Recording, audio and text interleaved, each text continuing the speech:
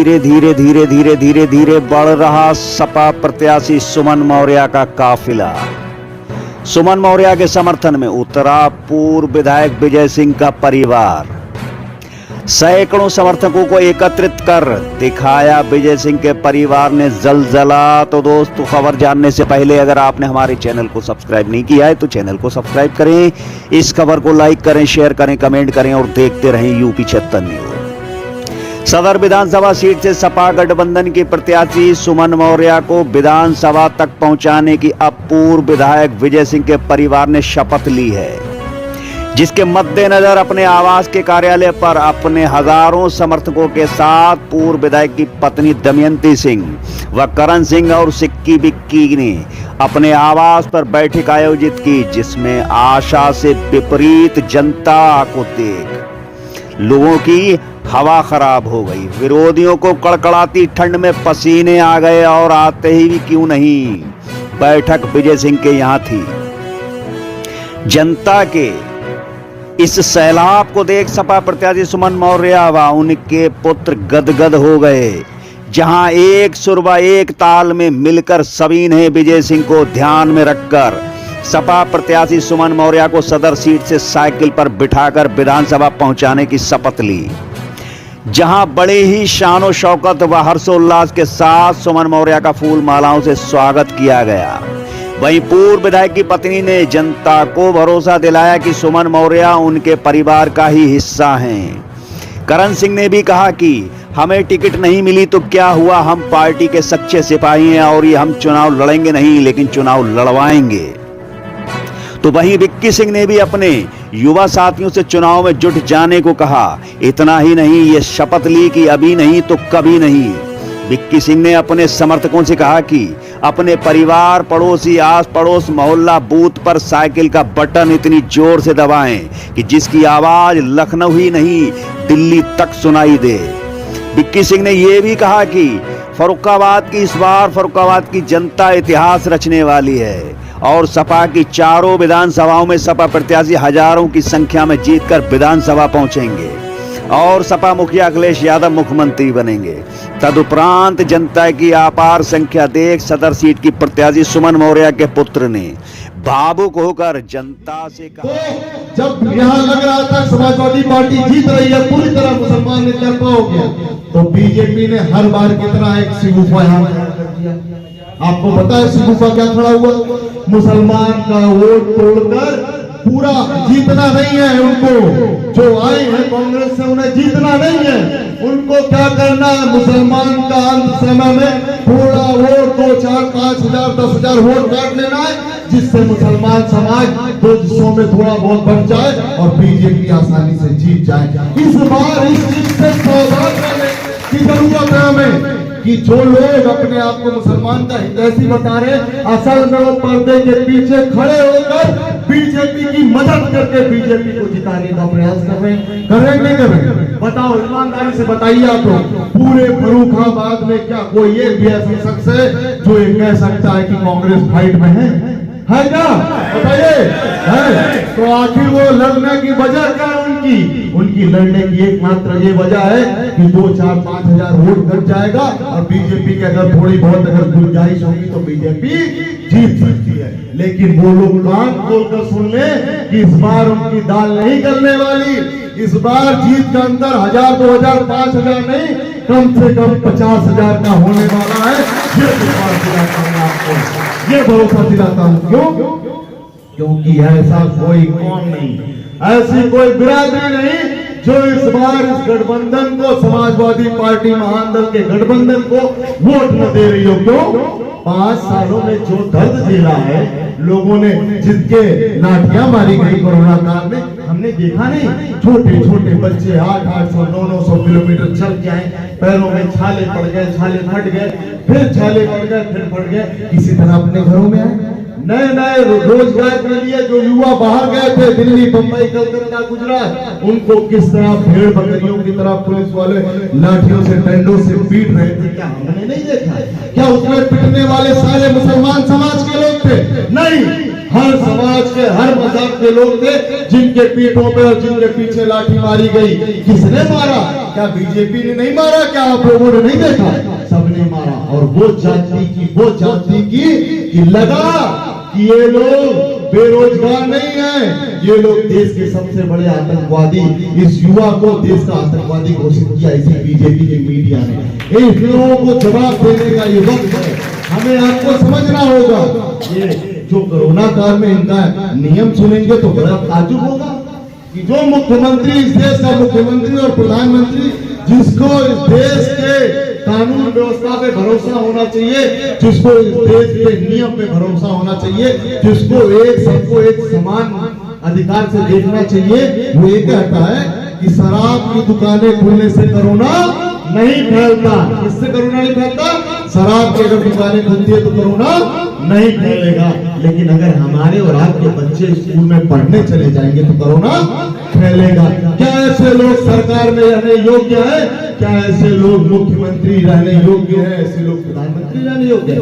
एक तरफ कहते हैं मंडियों में जाने से, अपनी दुकानें खोलने से, अगर बढ़िया अपनी दुकान खोलेगा, मुसलमान अपना बृहद व्यापार चलाएगा, साथ गोस्वामी मौर्य समाज अपना मंडियों में जाकर अनाज बेचेगा तो उससे कोरोना फैलेगा।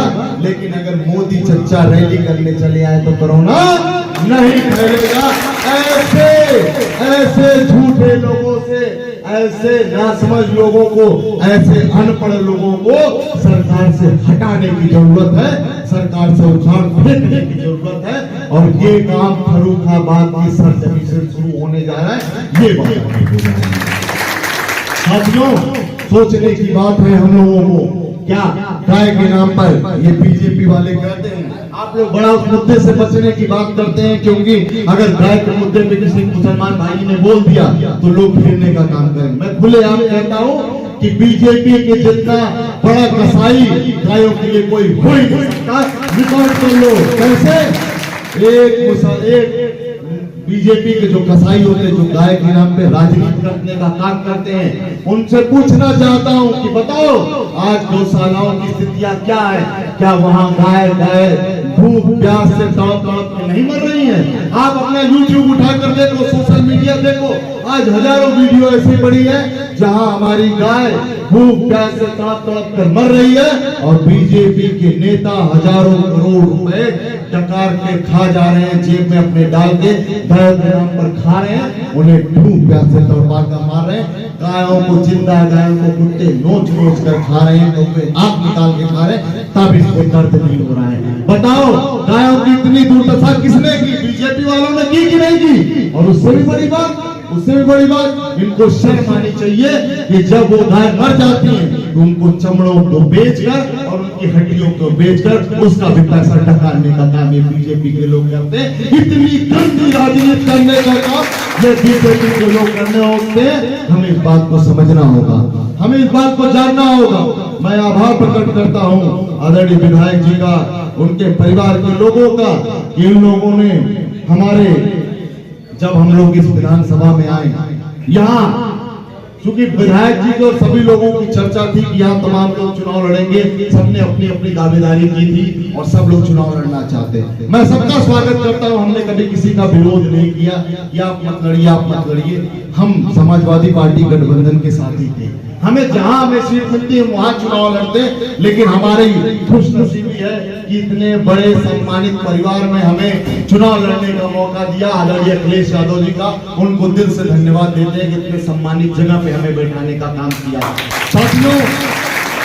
साथियों, हम जब इस विधानसभा में आए तो आदरणीय विधायक जी का, जिन्होंने बहुत बड़ा दिल किया, उनको शुक्रिया अदा करता हूं कि उन्होंने हमें, जिस दिन हम विधानसभा में आए, हमें अपने बेटे की तरह प्यार देते हुए कहा, आप पहुंचो विधानसभा में, फर्रुखाबाद की विधानसभा में चुनाव लड़ने, मैं तन मन धन से और हमारा पूरा परिवार आपके साथ खड़ा होकर, हमारा पूरा फर्रुखाबाद का परिवार आपके साथ खड़ा होकर आपको लड़ाएगा और जिताएगा। उस तरह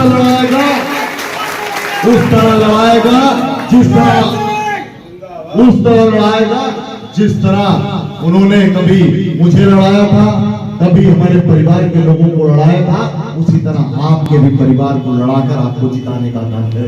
मैं बार-बार धन्यवाद देता हूँ करण भैया सिक्की भैया, विक्की भैया को, माता जी को कि आप लोगों ने हमें अपना स्नेह दिया, अपना प्यार दिया। और मैं विश्वास दिलाता हूँ आप लोगों को, कभी एहसान फरामोशी की सोदेव मौर्य ने नहीं किया।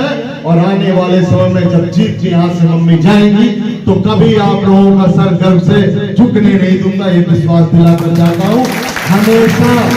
हमेशा आपका छोटा भाई बनकर, आपका साथी बनकर, आपका सहयोगी बनकर काम करूंगा। जितने लोगों को आपने जितने लोगों से हमें विश्वास देकर वोट दिलाया है, कभी आपको उनसे शिकायत का मौका नहीं मिलेगा, ये विश्वास दिलाकर जाता हूँ। कि जैसे विधायक जी आप लोगों के बीच में रहकर आप लोगों की मदद करते थे, भैया तीनों हैं और मैं इनका छोटा भाई, हम चारों भाई मिलकर उसी तरह आपकी सेवा करेंगे। किसी भाई बहन का आपको नहीं नजर आएगा कि ये लगेगा नहीं कि मैं विधायक का बेटा हूं और ये लोग नहीं अलग, ये लगेगा कि चारों एक ही माँ के बेटे हैं और चारों लोग विधानसभा को मजबूत किए हुए ये विश्वास दिलाकर जा रहा हूं। अगर इन्होंने हमारे ऊपर इतना बड़ा एहसान किया, हमारी इतनी बड़ी मदद की है, तो हमारा फर्ज बनता है कि आने वाले समय में जब हम मजबूत हो, जब हम सरकार में पहुंचे, तो जितना इन्होंने हमारे लिए किया है हम उनके लिए 10 गुना ज्यादा करें, इसके लिए ये विश्वास दिलाता हूं। और साथियों, एक विश्वास और दिलाता हूं, जो लोग चुनाव में हिंदू मुस्लिम की खाई खोदने की कोशिश करते हैं, जो लोग हिंदू को मुसलमान से, मुसलमान को हिंदू से, रोटी और बेटी का जो हिंदू मुस्लिम का रिश्ता था उसे तोड़ने की कोशिश करते हैं, आप लोगों को बता देना चाहता हूं कि इस चुनाव में चलने वाला नहीं है। इस बार मुसलमान, साथ यादव, पाल, प्रजापति, कश्यप सभी समाज के लोग आदरणीय अखिलेश यादव जी पे भरोसा कर, विधायक जी पे भरोसा कर, यहाँ की प्रत्याशी सुमन साक्या जी पे भरोसा कर एक वोट देकर सुमन साक्या जी को विधायक बनाएंगे, ये भरोसा दिलाकर जाता हूँ। और साथियों, मेरे पिता ने आप लोगों को संदेश दिया है, एक भरोसा आप लोगों को जताया है कि जिस दिन मेरी माँ यहाँ से विधायक बनकर जाएंगी, यहाँ उतना काम कराने का काम हम लोग करेंगे। क्यों? क्योंकि हम गठबंधन के साथी हैं। जिस दिन सरकार बनेगी हमारे पिता के पास बहुत बड़ी जिम्मेदारी होगी, ताकत होगी, और हम अपनी ताकत का सबसे ज्यादा उपयोग इस विधानसभा, फर्रुखाबाद की विधानसभा में कर एक जैसे आप लोग कहेंगे, एक सड़कों को, एक कस्बे को, एक गली को चमकाने का काम करेंगे, आप लोगों के विकास के लिए काम करेंगे। और अगर कोई चूक रह जाए तो ये दोनों भाई यहाँ बैठे हैं, ये हमें पकड़ने का भी काम करेंगे। इसलिए, और जो लोग हमें बाहरी करते हैं, जो लोग हमें बाहरी कहते हैं, मैं उनसे बताना चाहता हूँ, असल में उन्होंने हमें ढंग से जाना ही नहीं, उन्होंने हमें ढंग से जाना ही नहीं। विधायक जी से खड़ा कर लीजिए, कह दीजिए अपनी फौज खड़ी कर दे, और हम फर्रुखाबाद में अपनी फौज खड़ी कर देते। हमारा अगर 10% हमारी जितनी फौज है उसकी 10% जितनी अगर विधायक जी की फौज होगी तो सुमन साक्या से विधायक का चुनाव छोड़ देंगी, वादा करके जाता हूँ। पूरे फर्रुखाबाद में साग के समाज में 14 सालों से हमने काम किया, और आप लोगों को जानकारी नहीं होगी, अगर आप लोग जानकारी दे दें, जब महान दल की शुरुआत होती, महान दल की शुरुआत के दौरान में इसी फर्रुखाबाद की धरती पे पहली बार मेरे पिता को हेलीकॉप्टर से बुलाकर साग के समाज के लोगों ने रैली कराई थी, और उस रैली के दौरान हेलीकॉप्टर का पूरा खर्च साग के समाज के लोगों ने उठाया था। ये हमारा विश्वास है साग के समाज के लोगों पे। और सबसे बड़ी बात कि जो हमें बाहरी बता रहे, फर्रुखाबाद में एक साल में 4 रैलियां की है, वो अलग बात है कि हम यहाँ चुनाव लड़ने के लिए दावेदारी नहीं होगा, इसलिए किसी को नहीं पता, लेकिन एक साल में 4 रैलियां की इसी फर्रुखाबाद की सरजमी पे, और 3 जिला पंचायत महान दल से इसी फर्रुखाबाद से जीत कर गए हैं। तो हमसे बड़ा यहाँ का कोई अंदर वाला व्यक्ति नहीं है। विधायक जी हो सकता है, बाहरी हो सकते हैं बात के, लेकिन हमारी फर्रुखाबाद से मिट्टी से जुड़ाव है, जमीन से जुड़ाव है। और जो लोग हमें बाहरी बताते हैं वो बीजेपी के लोग, कभी आप बता दे हिसाब कि उनके बाबा जी कहाँ के रहने वाले हैं, कभी उसका भी हिसाब बता दो। और उनके जो सबसे बड़े मठाधीश हैं मोदी जी, वो भी बता दो कहाँ के हैं और कहाँ चुनाव लड़ रहे हैं, उनको भी बता दो भाई। एक बार उनसे भी पूछ लो कि मोदी जी कहाँ के हैं और कहाँ से चुनाव लड़ रहे हैं। आप भी हिसाब बता दो, मोदी जी का घर है बनारस में या मोदी जी रहने वाले थे? अगर मोदी जी बनारस में आके हमारे घर में चुनाव लड़ सकते हैं तो हम भी फर्रुखाबाद में आकर हम भी चुनाव लड़ सकते हैं। और अगर मोदी जी को मां गंगा ने बुलाया काशी में तो हमें भी फर्रुखाबाद की धरती में गंगा मां ने ही बुलाया है। ये जान लो आप लोग। क्यों? गंगा मां सिर्फ उनकी है, उन्होंने अपना लिखवा लिया है मां गंगा के लिए क्या? उन्हें बुलाया तो हमें भी बुलाया है। ये बात आप लोग जानने की जरूरत है। ज्यादा कुछ नहीं कहूंगा। इस परिवार को, आप सभी सम्मानित लोगों को धन्यवाद दूंगा।